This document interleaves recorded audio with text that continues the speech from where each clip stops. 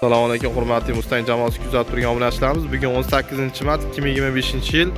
Xo'p, Toshkentga navbatdagi universal granulyatorimiz tayyor bo'ldi. Nurullohxon akamizga quyonchilik bilan shug'ullanar ekanlar, quyon boqar ekanlar. Shu akamiz mana hozir universal granulyatorlar tayyor bo'ldi. Rolik aylanadigan 4,5 mm razmerda. Hozir quyon yemini chiqarib ko'rsatib beramiz. Ushbu 4,5 mm razmerimiz quyon, tovuq, baliq, qo'y, echki, induk, shunday narsalarga bemalol yem chiqarib yegizdirsa bo'ladi. Universal razmerimiz. Hozir bunda chiqarib ko'rsatib beramiz. Motorimiz 4 kilovatlik 220 da primo ishlaydi mana. Hop, endi buni yurg'izib ko'rsatamiz.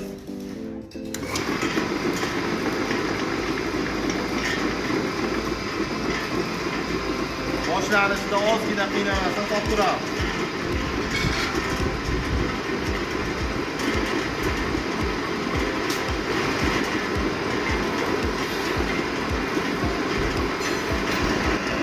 Mana chiqish boshlandi. Quyonni razmeri mana. Chiroyli plotni chiqyapti. Soatiga 30 kilodan 50 kiloga chiqaraveradi. Qiziq olgandan keyin yana ham tezlashadi.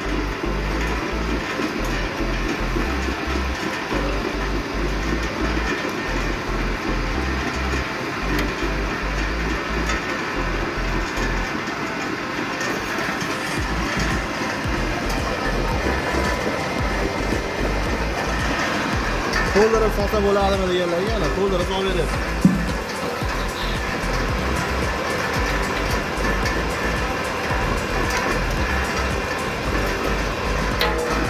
Apparatimizga 50% gacha hashiy mahsulotini qo'shsa bo'ladi, tortuviga qarab.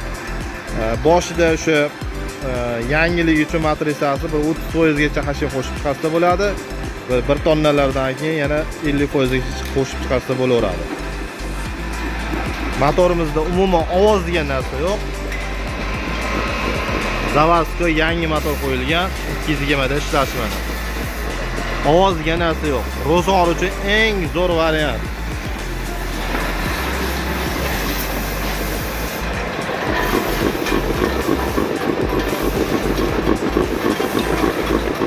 Hop, qizib chiqyapti yemimiz.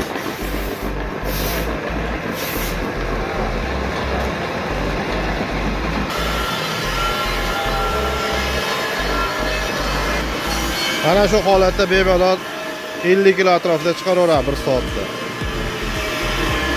Xo'p, navbatdagi granulyatorimiz 3 fazalik 5 kilovat, 5,5 kilovatli motori.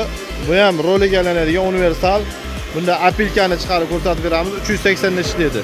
Bundan tashqari mana zakazlarimiz tayyor bo'lyapti.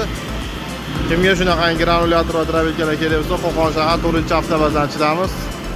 Sog' bo'linglar, salomat bo'linglar.